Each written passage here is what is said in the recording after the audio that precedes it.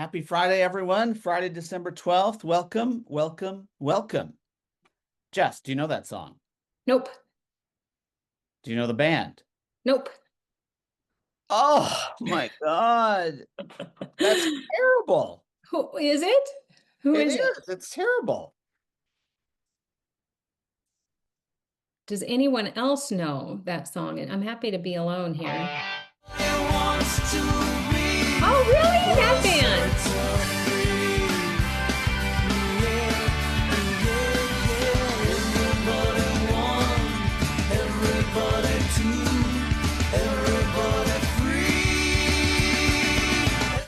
Okay, enough.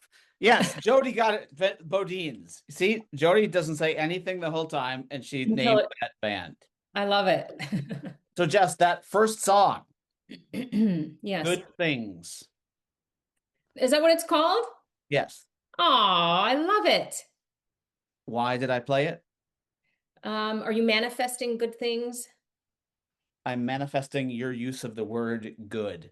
Oh, yeah. Our conversation. Yes, good, good. Am I doing good or am I doing well? I think we should take this one to the community. When somebody asks you, how are you doing? Are you more likely to use good or well? Regardless of what's grammatically correct, which one sounds right? Look, we have two wells and two goods. See, this is really good. Deb McGrath is here, which is she's the Canadian good. I write I'm well, but I say I'm good. Well, good. Unbelievably well, good. It's mixed. Oh, I'm good. I like that, JC. Or It's mixed. fantastic or wonderful. I told you when you called me this morning, I'm unwell. How's that? I am unwell at this time. I love it because I was having this conversation, Alex's girlfriend. Every time I see her, I say, "Hey, Kylie, how are you?" She goes, "I'm well." I'm like, I like that. It's Uh, proper. well, you didn't know if it was proper or not proper. I know I had to think about grammatically proper. It does sound proper. Yes. Well, I'm glad everyone. I'm glad. How are you, Jess? I'm weller than before.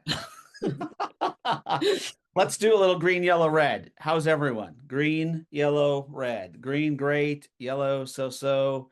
Red, not so good. Maybe we should just do well or not unwell from Yeah, now. well or unwell. Yeah, we got some greens coming in. Look at this.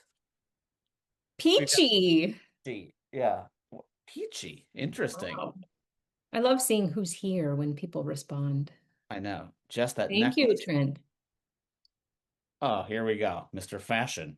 Uh, I Trent, know. It's a little Trent in the heavy too. house. Yes. House full of sick people. Sorry, Deb. Mm. Yeah, what do you think of my snow background? It's not fake, I can attest, since I live 2 miles away. Yeah, that's not a virtual background. You're right. Keep it up there. Yeah, Trent, we have plenty of it. My kids love not just a white Christmas, but fresh white powder. When the snow gets dirty, they're displeased. It has to be fresh and aesthetic. We have lots of aesthetic snow right now.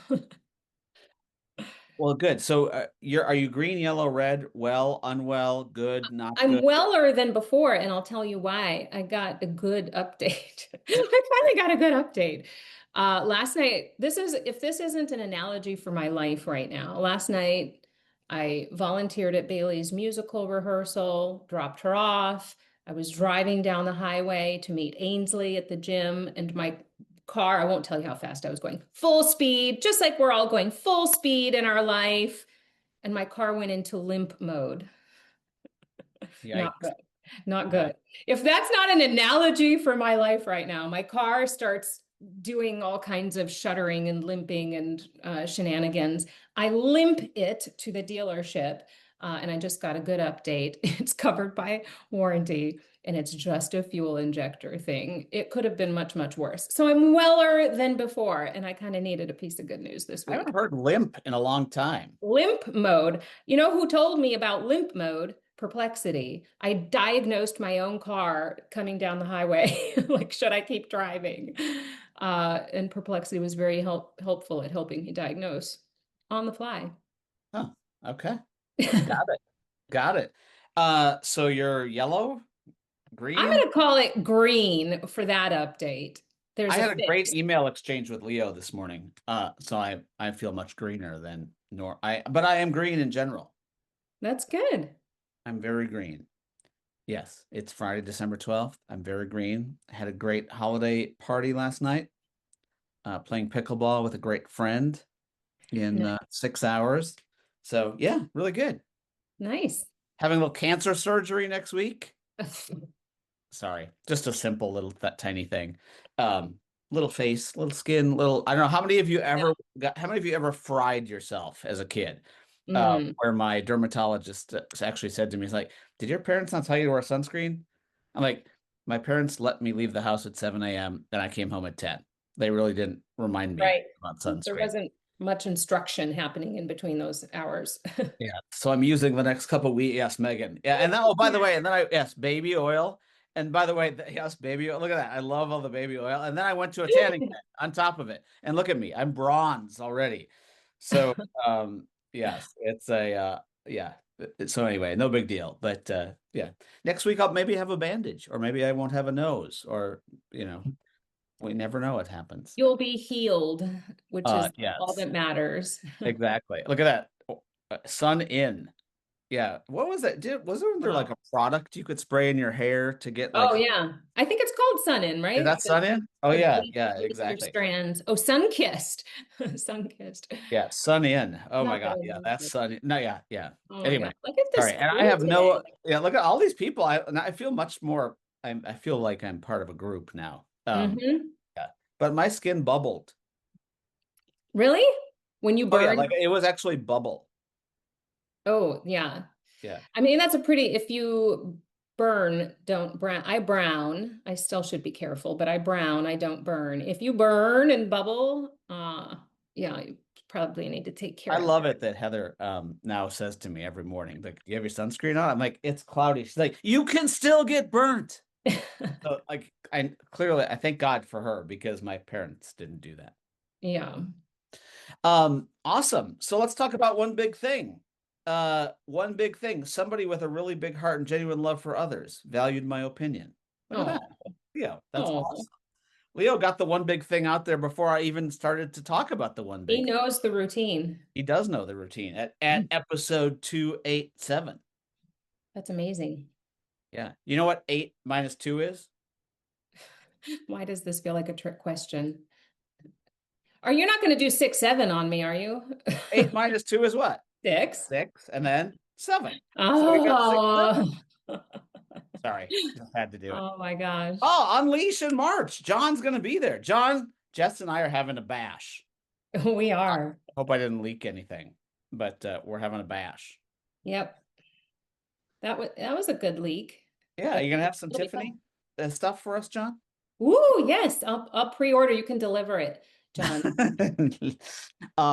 Ali, see, we already have we got 2 people going to Unleash. That's awesome. So Jess, your one big thing. You're taking a private plane to the Dakota Territory later today.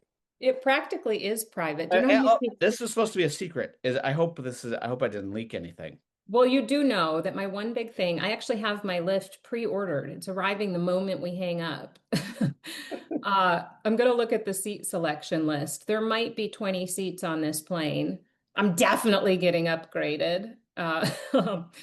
And I like 18 at, oh, it filled in a little bit. Okay, good. It won't get canceled. I am flying to see my mom for her 70th birthday. She turns 70 on Sunday, December 14th. She has no idea. Unless she's watching this. No, she's no. This is not what she does in her retirement years. I don't know if my mom's ever been on a Zoom, probably. She has no idea I'm coming. I texted her husband, Jim, and I said, Jim, oh, and she had like a little procedure. She can't travel. She's resting and healing and stuff. So I knew she couldn't go anywhere or do much for her birthday. And so I texted ahead and said, are you around? Does this sound fun? And should we surprise her? And he said, absolutely, this is a surprise. She is going to love it. I'll pick you up. So that's my one big thing. I'm so excited to go see my mom. And you know what? There's a little selfish silver lining to this. I am so excited to be a daughter for the weekend.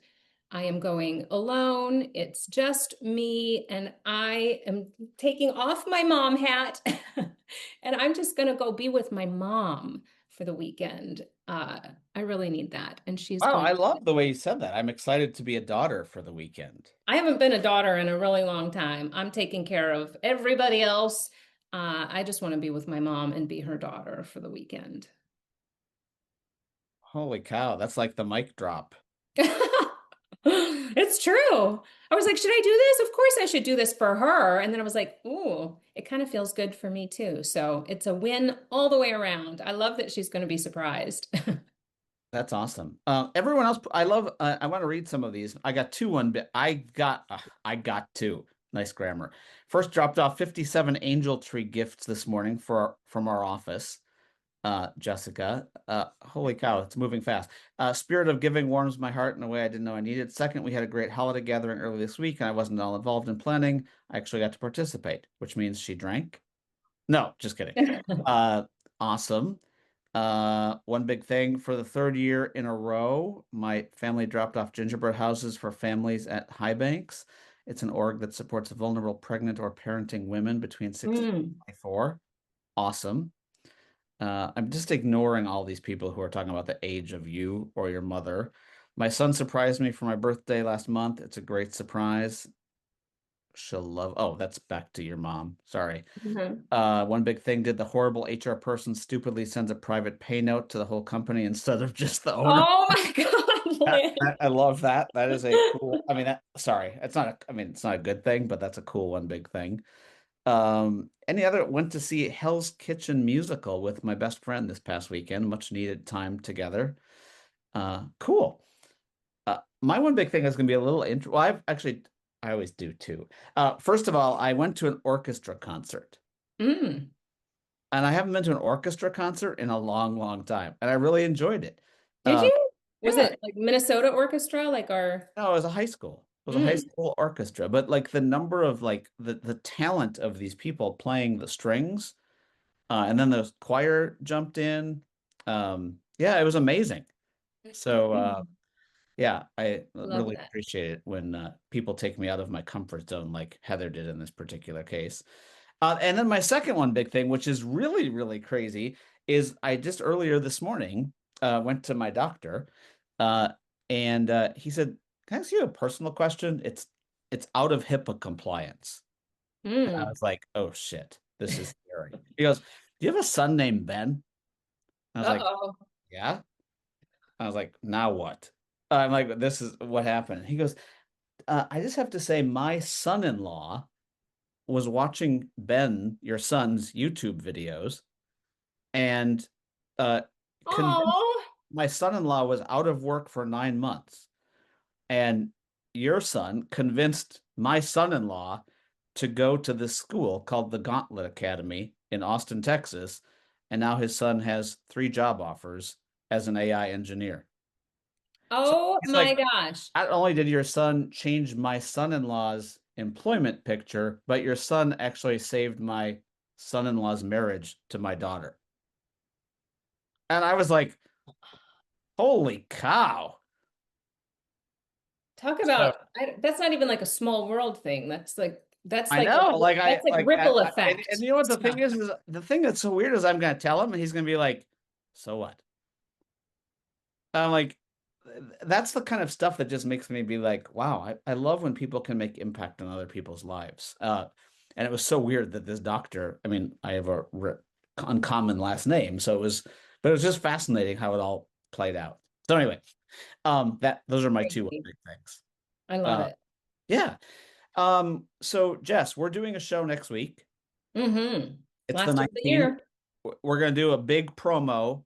And I would love everyone to come with holiday gear on so we can flash a little. I mean, not flash, but have people come on camera, see your ugly sweater, see your beautiful sweater.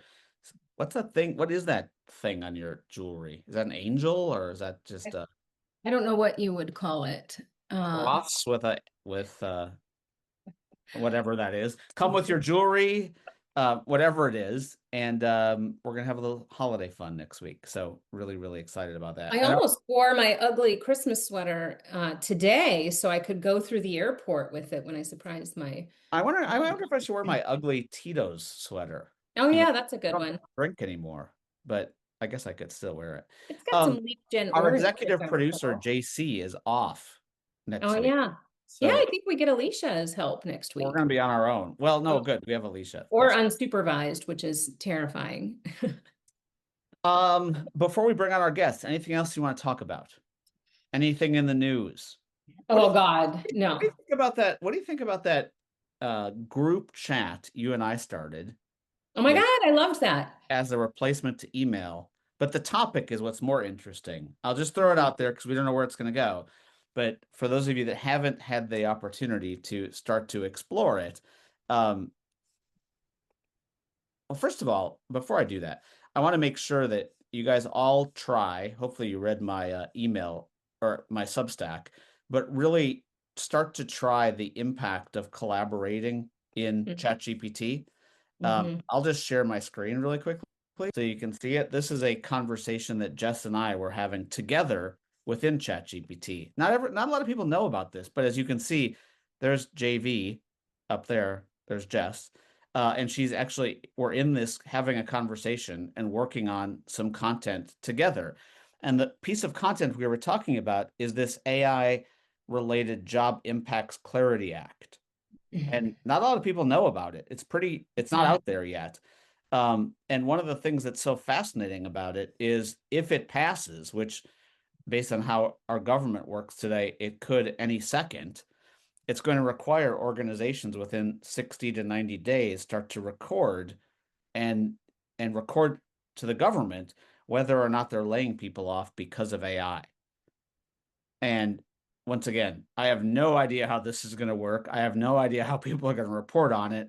But it's fascinating to think about, if nothing else. And Jess, I know you have some thoughts about this. I'm not going to go, I could go into the chat where you jumped in. Yeah. But you actually said this mirrors what I started saying earlier in 2025. Just like ESG metrics, we need a human impact metric organizations feel responsibility for.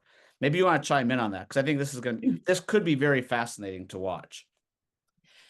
Uh, so I do believe that. I do believe there should be some accountability and reporting mechanism around the human displacement impact of AI. I think it's so I do believe that. I also think this is incredibly problematic.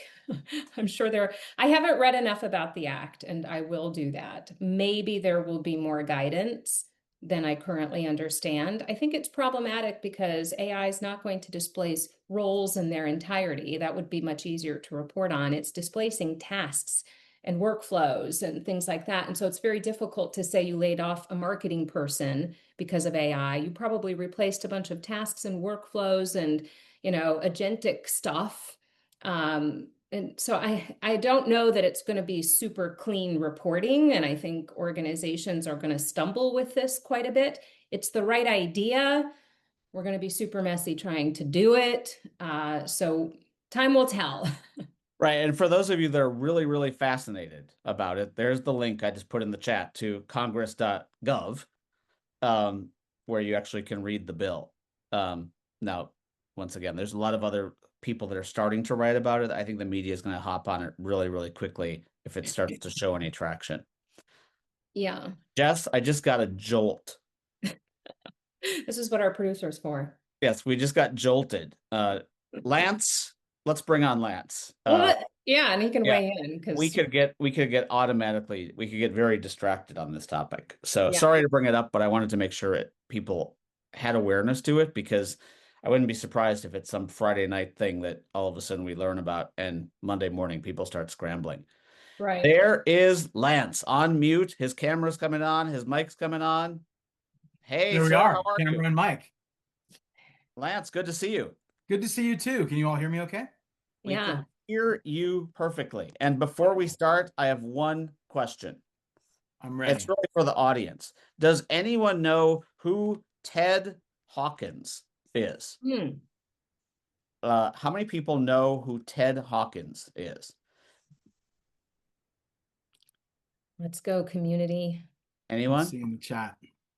Good morning, my darling. I'm telling you this to let you know that I'm sorry you're sick. No tears of sorrow won't do you no good. I'd be your doctor if only I could. So we always love our guests to talk about music that they like. And usually when they send it in, I'm like, oh, cool. I love learning. But then Lance sent in Ted Hawkins. I'm like, Ted Hawkins? Who's this Ted Hawkins?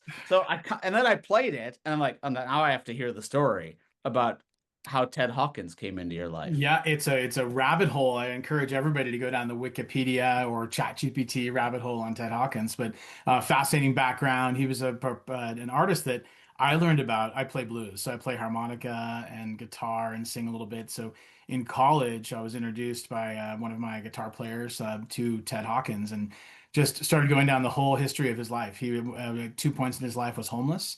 Once in Venice Beach, once in Chicago, and pulled back in to record albums so you can hear different albums throughout his life. And yeah, perpetual blues man, alcoholic, divorce, just kind of awesome blues story, but great music. So yeah, I encourage people to dig in a Classic little blues bit. But story. I did, however, listen to a lot of your previous podcasts and back and saw there's a lot of peppy, awesome music. And while it's blues, it is very soulful and fun and wonderful. So I think you'll enjoy digging into it.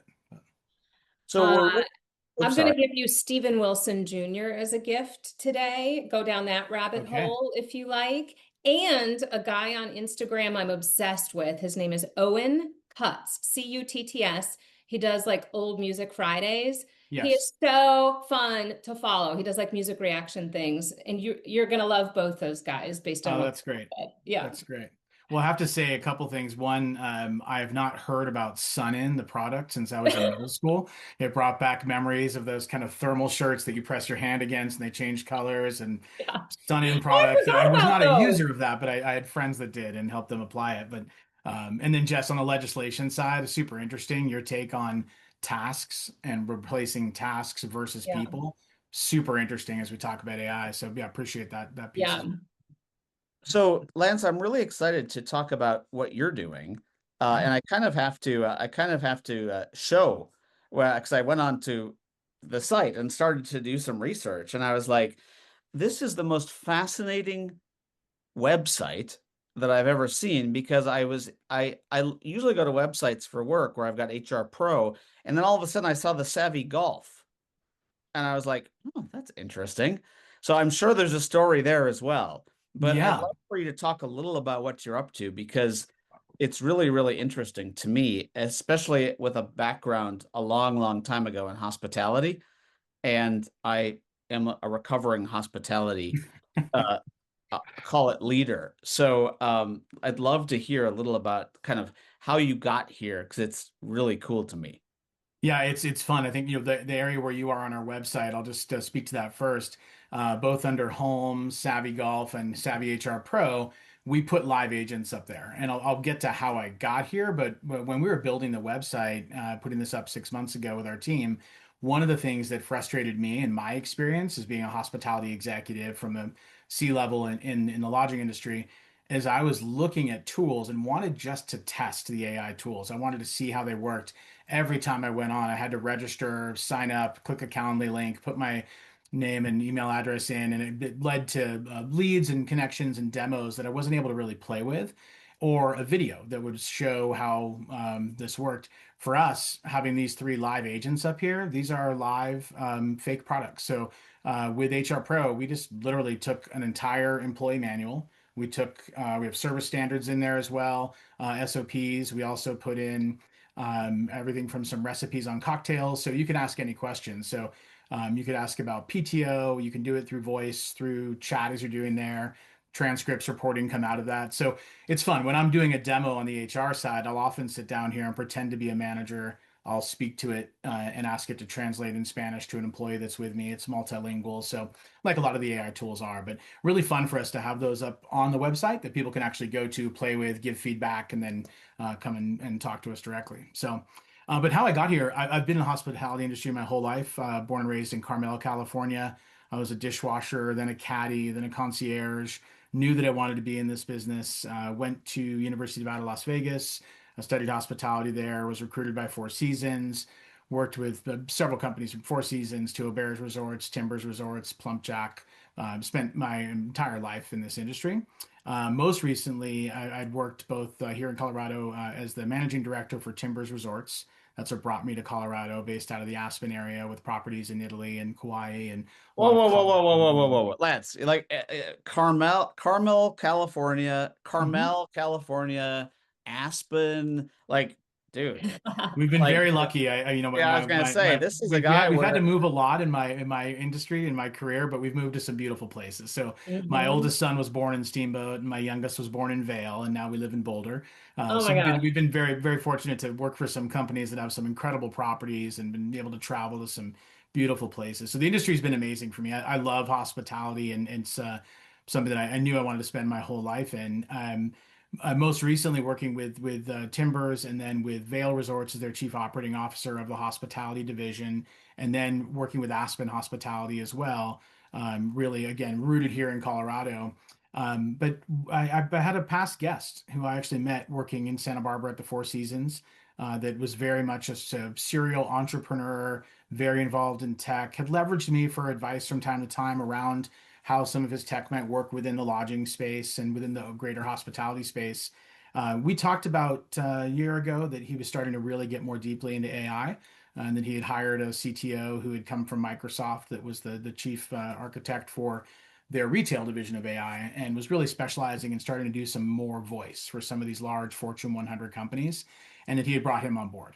And that they were starting to really play with some cool things. And I've had a lot of interest in how AI can help this industry in particular. The margins in hospitality have really gotten tight. The pressures Yeah. around staffing coming out of COVID, there was a huge loss, which is starting to get better now as far as the staffing in that industry. But things had really changed from 1998, when I had just finished at UNLV and was working at a beautiful five-star property in Santa Barbara, where we had a phone operator in the back that would handle the calls. And my job at the front desk was simply to take care of people.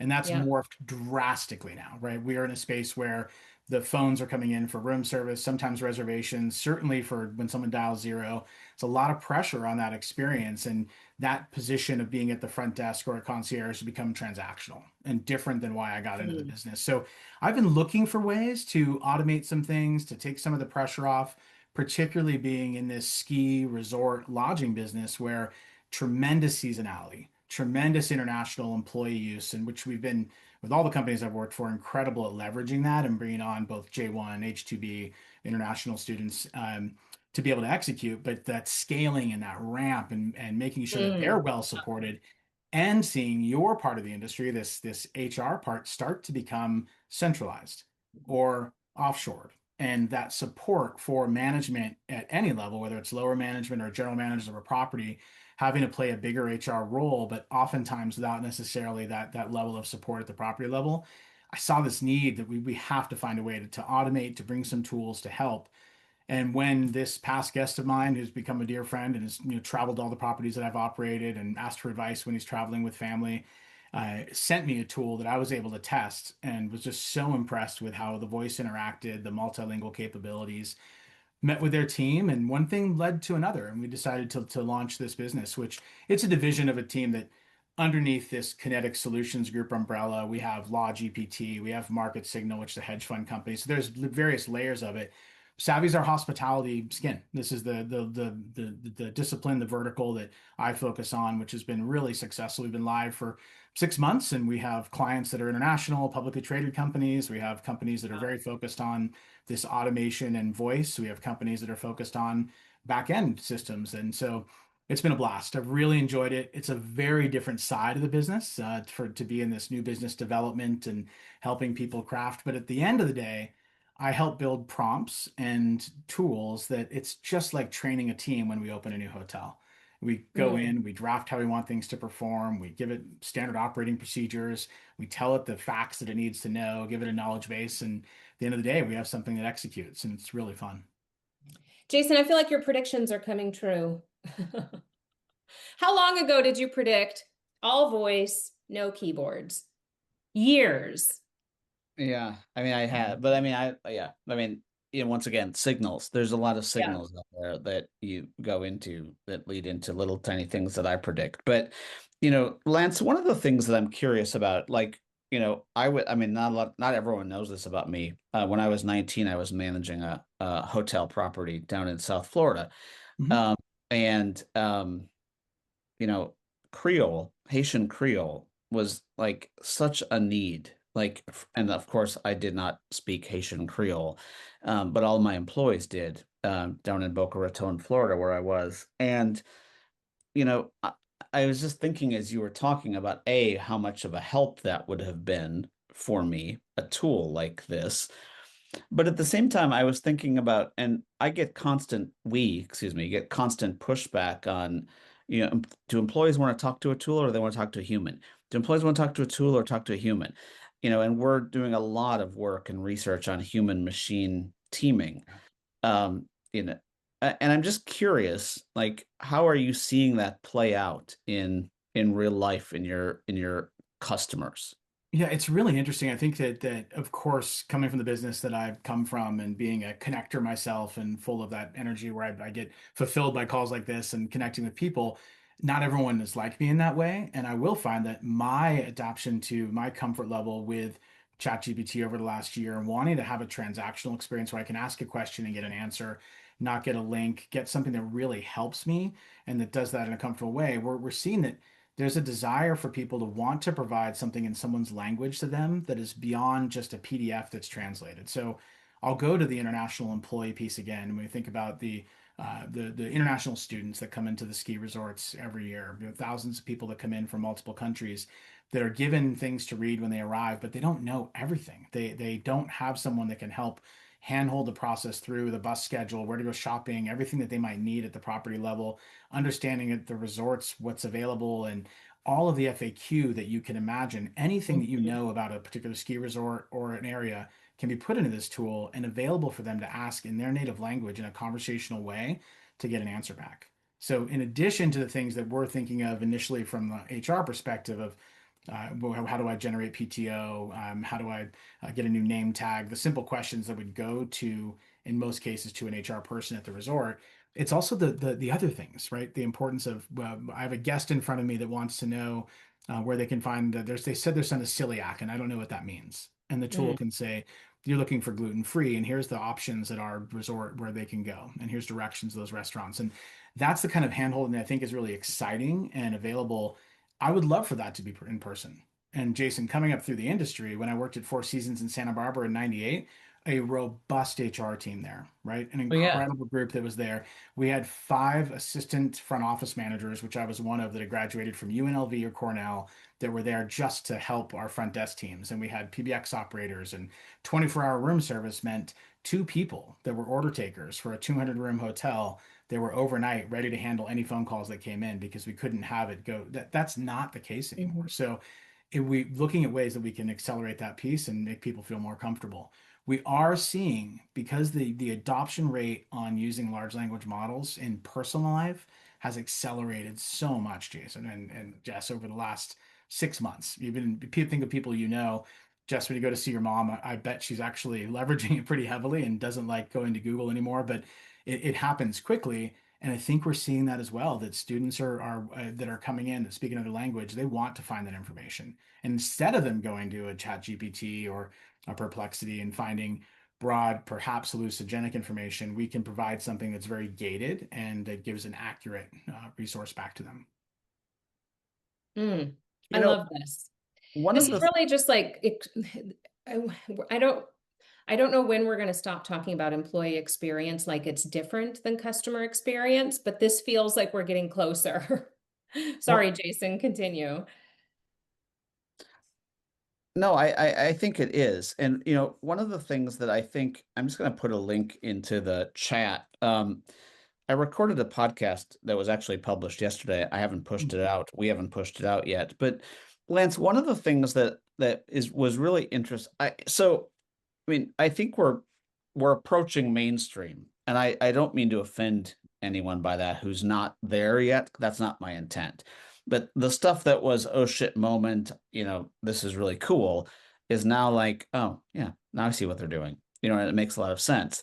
And back to what you were saying in this podcast that I just put a link here for, one of the interesting stats around business and enterprise use I found interesting was that use of chat tools or experience tools have gone up about 800 or 8 times in the last year, 8 times.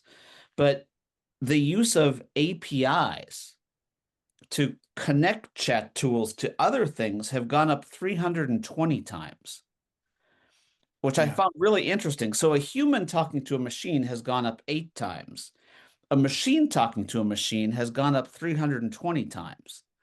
Yeah. Which means what we're really doing is we're not just, I mean, sorry to steal the thunder of the podcast, but I said we're not just buying a lamp, we're putting in an electrical grid. And I think that's where you're going here, is that this is not just a chat tool. I mean, that's cool, but it's starting to think about how do I not automate, but orchestrate.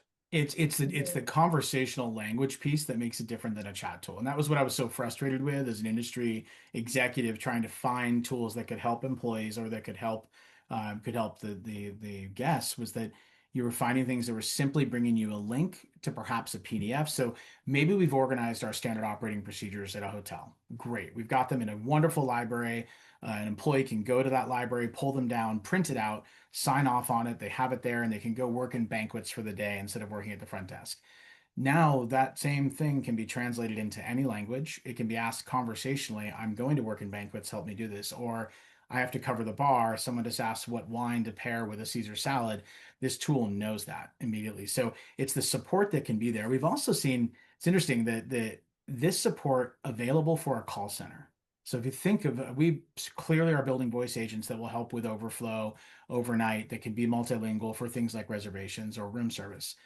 Our team, our clients are also using this to be a support for those people. So there's instances where we can have a tool in place that's listening and it's reading and it's making suggestions based off of what the guest is saying. And the employee now has an instant answer. So if someone's asking about a vacation rental unit in Beaver Creek and how many steps exactly is it to the bus stop that will take them to their kids' ski school, our tool knows that instantly because it simply takes the address and it can do that very quickly. That's not something that the best trained reservationist in a mountain area may not know exactly from each home how far it is, but that answer's there now. So you see the employee satisfaction going up. I saw someone put a note in here that you can't have exceptional customer experience without an exceptional employee experience. So much of what we're doing is trying to support the employee, whether it's taking care of the random phone call that might be coming in to ask for more towels up in someone's room, and they can actually deal with someone at the front desk instead of the ringing phone, or it's helping somebody that's in a guest situation have a better answer or translate for a guest. We think those are really valuable. So Lance, I'm going to get a little more, sorry, Jess, could you mind if I jump in real quick? I'm going to get, I love it. Otherwise, I'm going to get, I'm going to go down a different rabbit hole, and this is perfect right here. I'm going to I get a like little rabbit more, holes too. I'm going to try to get a little more direct with what I was trying to get you to say. But I don't know if it is or not. So I'm an employee talking to SAVI HR. But guess what? I'm an employee who also doesn't know where we store the excess towels on floor 4 in Santa Barbara. How are we thinking about one digital front door for the employee where they don't have to know whether I'm talking to HR or whether I'm talking to a training guide or whether I'm talking to so-and-so. Like, my intent is not to ever talk to HR. My intent is never to talk to the rooms division. My intent is to get an answer and move on. And that's where I was going with that use of an API, is how am I tying all these knowledge sources together to make it seamless for the employee. Does that make sense? Not only seamless, but and your comment about APIs is really spot on, because yes, that's our vision, and ultimately it's up to the client that installs it of how much they want to have access to what in there. But the tool can take action. Our agents can absolutely take action. They can file a complaint. They can send an email to HR. They can file the whole transcript as confidential if that's what the employee wants. It has the ability to really act, which is incredible. The other side is that if you say I'm up in room 242 and this guest would like to have a bottle of champagne sent to the room, if we're tied into the right technology on the back end, it can actually execute there as well. So yes, this can be a one-stop shop for an employee. And that's certainly our vision, is that the HR Pro works in that way, that you're able to connect into it. But it's been customized. Every client that we're working with has a different use. There's a lot in the industry right now of, let's go ahead and crawl, then we're going to get ready to walk, and then we want to run. Ultimately, once we get in with the crawl, people are going very quickly to walk and run, because everything works relatively seamlessly once they see this all together.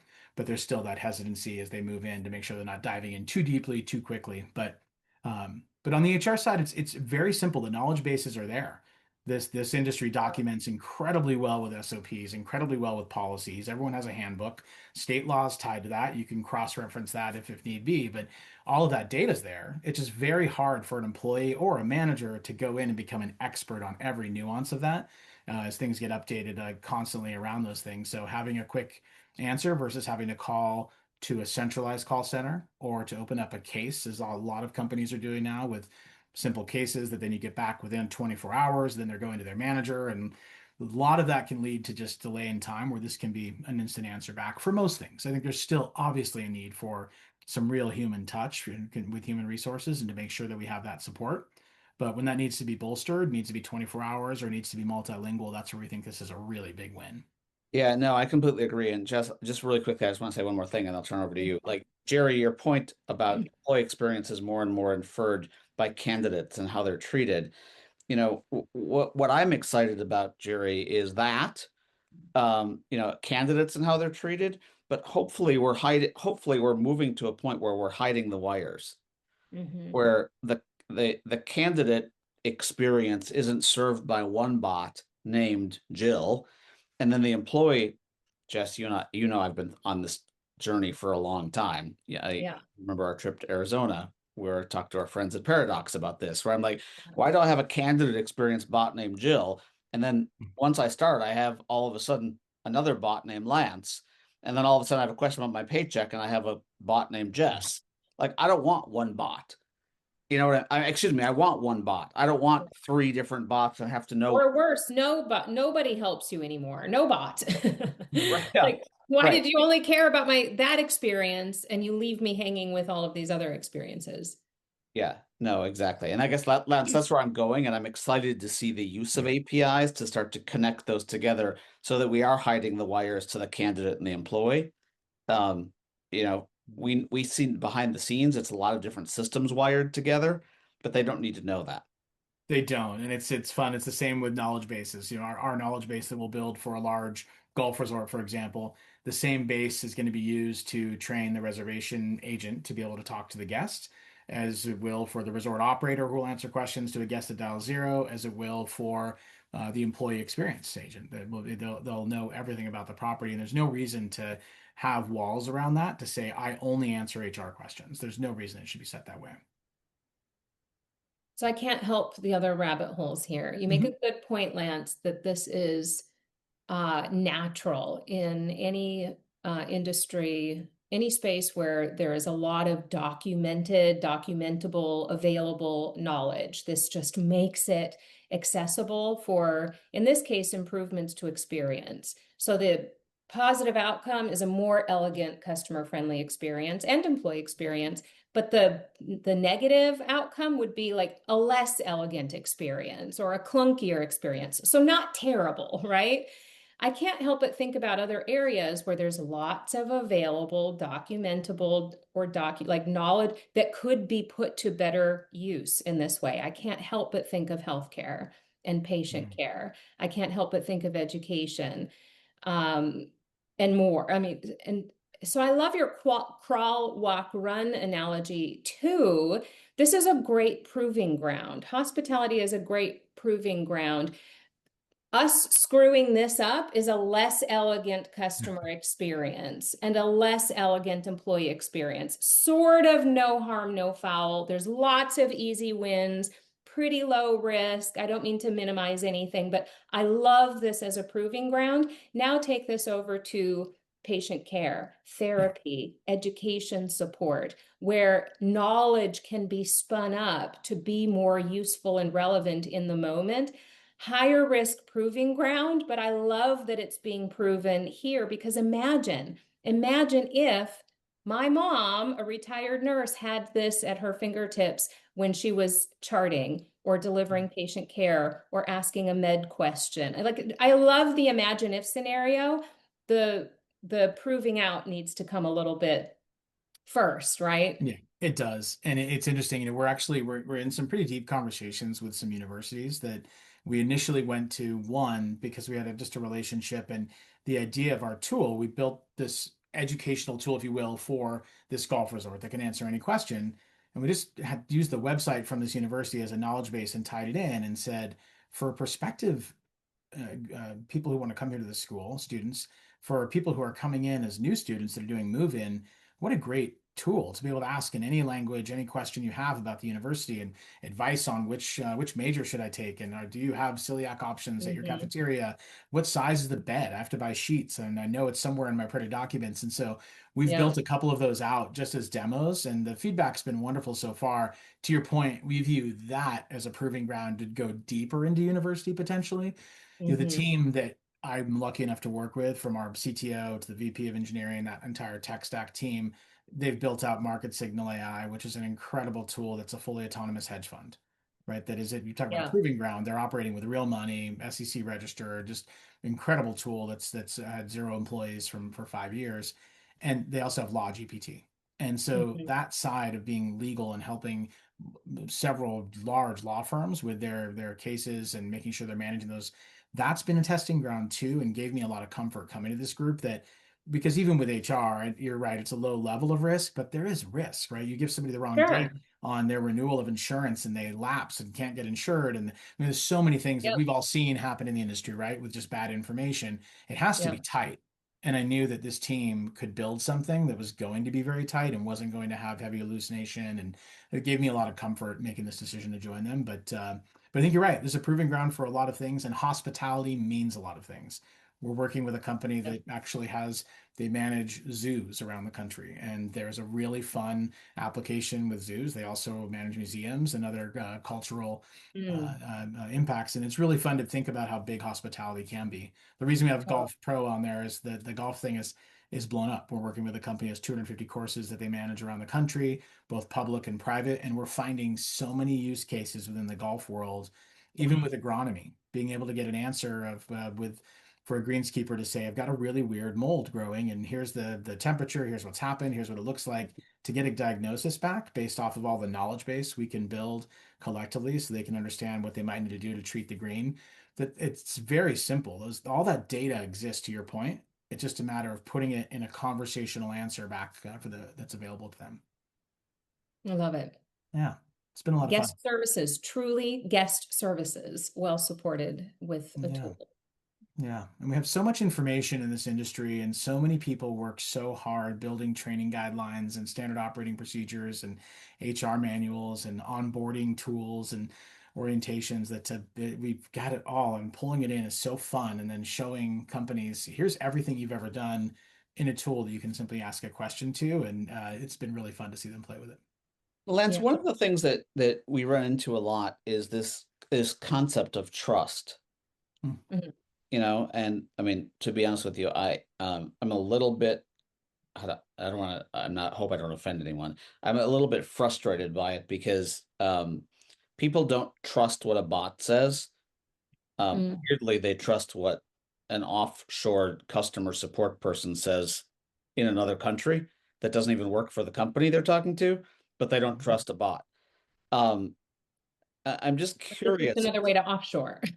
Well, I'm just curious as to what is that? Yeah, I don't even I hope you know what I'm trying to say, I but do, absolutely. I think like, it's well, why and are we as humans going to get over that? And when do you think that is? It's a little, I sorry, it's a little bit off question, but No, I'd hate to guess at when. I would say we're on that path where people are feeling very comfortable with these tools in their hands. And I think what we're seeing, the amount of what we call this shadow AI that's happening in hospitality right now, where one of our clients, actually a publicly traded company, and they did a survey of all of their management from lowest level management up to GMs of how many people are using various tools out there, and they were shocked by how many people are leveraging these tools. And if they're using that to say something like, here's my profit and loss statement for the month, what are the top questions my boss might ask me about this? They're putting that out into the public by using a public tool versus a private tool. Or if someone's saying, I have Jason Averbook coming to check in, he's going to be staying at my hotel in Scottsdale this weekend. Here's who he's staying with. What might he really enjoy? With the best intention, they're putting information out that's there. But we're seeing and hearing from our clients that they know their teams are using it, and that they're actually, when we do the road mapping with our AI advisory work for teams, the C-level executives are saying, yes, this is road mapping for my executives and for my board and my investors. It's also for my staff, because every town hall I get on, I'm getting asked, what's our philosophy with AI? What are we allowed and not allowed to do? How can we leverage this? So I think we're seeing a really fast shift. And if you look at the stats coming out from some of these large language models and the adoption rate and the download rates of these tools and how the usage is going up so high, I think you're seeing people trust it really heavily and starting to go in. When we watch people go through the demo with us of HR Pro and we get into a conversation, and I jokingly will go right from that conversation about somebody's PTO or worried about vacation to right into, I'm in love with my boss and I don't know what to do, and watch it start to go through that process and give advice, and the tone changes. I think you're seeing people hear these responses and start to feel more comfortable in that conversation, perhaps than they would be with, as you said, an offshore conversation that they might be having, or opening up a case that might get an email back in 24 hours on. I think you're going to see that continue to get more and more comfortable. I don't know when we'll be at a point where people feel 100% that they trust this technology to be perfectly accurate. But I One think of the things, we're getting yeah, pretty close. one of the things I think that's really interesting, and it might, I mean, it might be just, you know, my kid, but like there's actually a lot of kids that are over digital. Yeah. Like why don't you just call? Like literally this happened this week. They're like, why are you texting? Why don't you just call? And I'm just wondering, I know this is a weird discussion, but and I think it's an important one for us to watch, is I think we need to be careful about not overdoing it with bots and stuff like this, and starting to think about when is the right use case for what.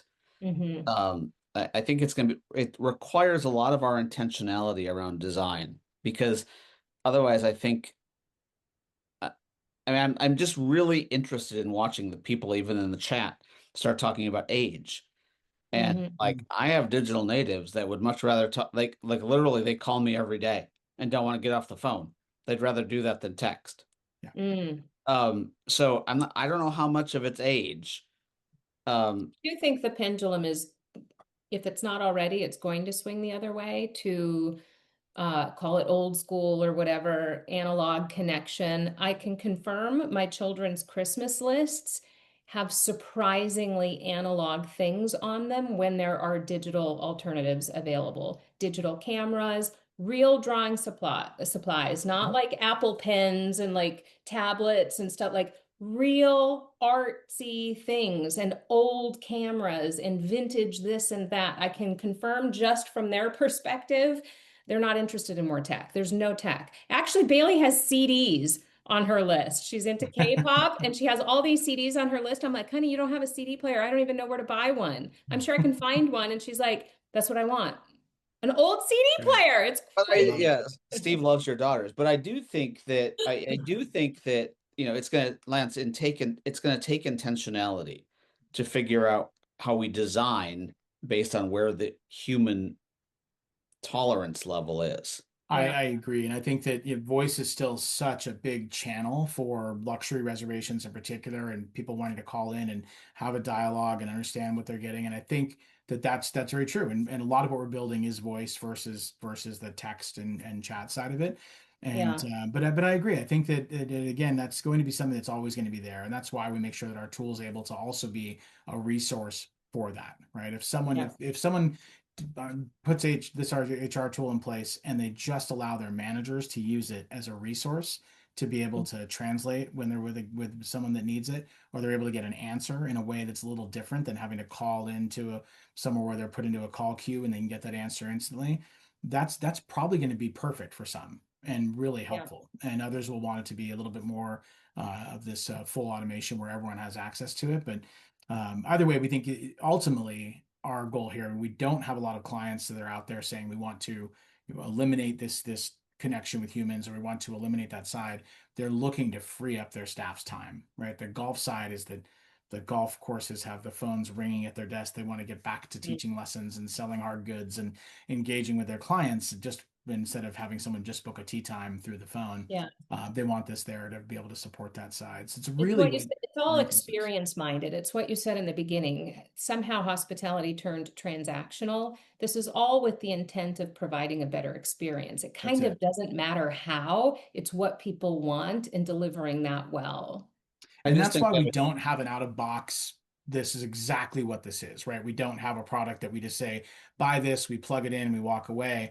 Everything we do is so customized based off of the tools you either have or don't have as a company. Some of the smaller groups are working with don't have a lot of SOPs, or they don't have a great employee manual. And we're helping build out some of those pieces, and often cases referring experts like some of you to be able to come on board and help them get where they need to go to build out the right tool. So Mhm. oftentimes we find there's a lot of gaps within what they were providing anyway, and this can help plug that piece in. I just think experience creation is, or excuse me, experience creation, and curation is going Yeah. to be so important. I don't know if any of you have stayed at a Citizen M hotel. I had one of my first experiences last week where I'm Cool. like, I was ready to check in. They're like, yeah, just check in. Yeah. And then of On the course face. I think they probably saw I had like a hint of gray. So the guy's basically like holding my hand, like, do you know how to use the credit card in this thing? I'm like, dude, I got all I was simply asking is, do I need to talk to a person? But Yeah. that concept of experience curation, I think, is Yeah. going to be a huge thing going forward. And it's Mhm. interesting. It's not the hoteliers or the companies out there that are looking to go that far where they want zero employees at the, that's really not who we've had conversations with. It's quite the opposite. But it's these are, we've talked to a lot of luxury operators. Our clients are looking to continue to have a great experience. They're looking to help their seasonal employees. They want to help HR, which feels overburdened. They're really looking to solve those things, not to say we're going to be fully autonomous. We've had a couple of those conversations, which are fascinating with some that say, what if I had zero employees and the hotel had a 24-hour robot? We've had some of those. None of those have led to our involvement. It's not necessarily our specialty, but it's fun to be able to ideate on both sides of it. But right now we're seeing a lot of lean in from some surprising groups that are really looking for a better experience for their employees and a better experience for their guests. Well, Lance, we're going to play you out with a little Ted Hawkins. I love it. Thank you Yes. for being here. We'll make sure we include links to get a hold of you and all the notes. We put them on the chat, et cetera, et cetera. So thank you for taking your time. Thank you. Thank Yeah, you so really much. appreciate it. Thanks so much. Have a great day, everybody. Take care, everyone.